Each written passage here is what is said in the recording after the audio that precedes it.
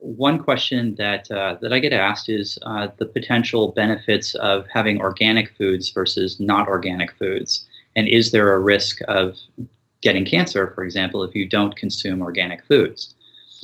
What we hear basically from the FDA is that really the difference between having a diet that's heavy in organic versus non-organic, there really is no convincing data, or there are no convincing data in terms of increasing risk of any type of chronic diseases or even cancer for people who choose one or the other.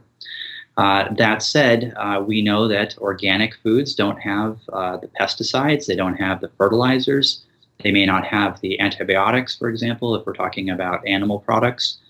They won't have the growth hormones and growth factors that potentially could stimulate inflammation or cancer. And so my recommendation is, whenever possible, is to choose organic foods over non-organic commercially grown products. Look for labels like USDA organic on produce. Look for hormone-free. And you can buy these now in places such as Costco, even, for example, so you can save money when you're purchasing organic. Or you can buy them at places like Sprouts and Trader Joe's and Whole Foods. And so they're much more widely available than they used to be, and therefore the price of these products has actually come down. There's a website that I like to refer patients to called the Environmental Working Group, or EWG.org.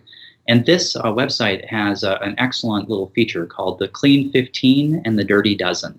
And so what they do is they have researchers from the Environmental Working Group who go out all over the United States and sample the produce from supermarkets around the United States, looking for the cleanest and the dirtiest in terms of toxic load in the produce. And what you can do is that each year they publish a new list of the Clean 15 and Dirty Dozen, and they basically will tell you sort of 1 through 15 and 1 through 12 which produce are the least toxic and which ones are the most toxic. And so to save money, you basically can go to the Clean 15 list and say those are the ones that are the cleanest, and therefore I don't need to buy them in organic.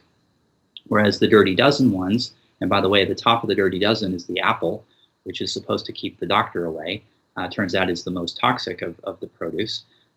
Those are the ones that you would want to spend the money on and probably buy organic. But in general, I'd rather you have fruits and vegetables than in any form or fashion that you can than not. So if money is an issue, I'd rather patients just go ahead and get those, because consuming diets that are rich in plant products is likely better in terms of reduction of cancer risk and risks of other chronic diseases.